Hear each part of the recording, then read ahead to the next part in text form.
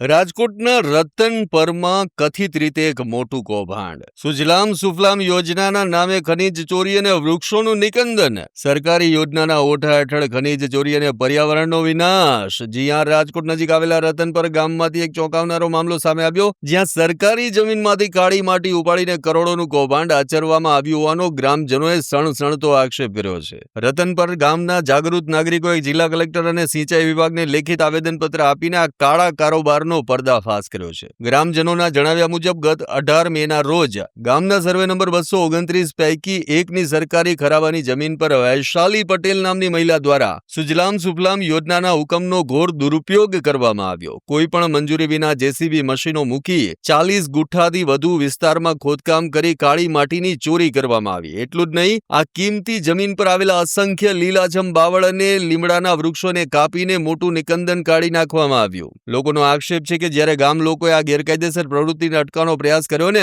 ત્યારે આ મહિલાએ અભદ્ર વર્તન કર્યું અને પોલીસ કેસ કરવાની ખોટી ધમકીઓ આપી દીધી. નવાઈની વાત તો એ છે કે સ્થાનિક સ્તરે આ પાપ પર પડદો પાડી દેવા માટે સોશિયલ મીડિયામાં કેટલાક માધ્યમો દ્વારા મરોડી તોડી અને કાયદેસર ગણાવવાનો પ્રયાસ કર્યો, જેને લઈને ગામ લોકોમાં ભારે આક્રોશ છે. હાલ તો ગ્રામજનોએ ફોટા, નકશા અને ખનીજ અધિકારીના પંચનામા સહિતના પુરાવા કલેક્ટરને સોંપી 5 મુખ્ય માંગણીઓ કરી છે. યોજનાનો દુરુપયોગ રોકો, વૃક્ષો કાપવા બદલ ગુનો નોંધો, દંડ વસૂલો અને ખોટા સમાચાર છાપનારાઓ સામે તપાસ કરો. ગામ લોકોએ ચીમકી ઉચ્ચારી છે કે જો તાત્કાલિક કડક પગલાં નહીં લેવાય ને, તો આગામી દિવસોમાં ઉગ્ર આંદોલન થશે. ત્યારે હવે જોવાનું એ રહેશે કે વહીવટી તંત્ર આક્ષેપ ઉપર શું એક્શન લે છે.